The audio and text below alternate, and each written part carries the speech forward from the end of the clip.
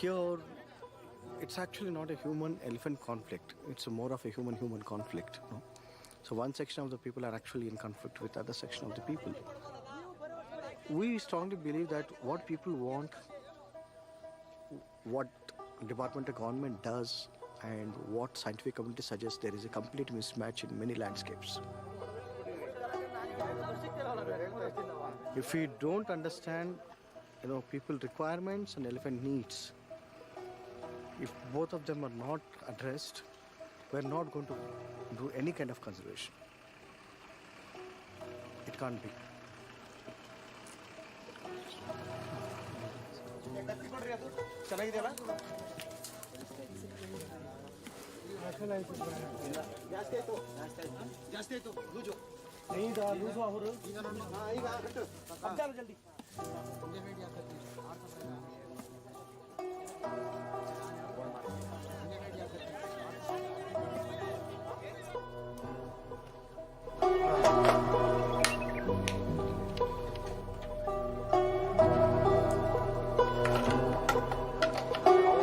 ಇವಾಗ ಏನಾಗಿದೆ ಟ್ರೆಂಚ್ ಹೊಡೆದ್ಮೇಲೆ ಅವ್ರ ತೋಟದಿಂದ ಓಡಾಡಕ್ಕೆ ಶುರು ಮಾಡಿ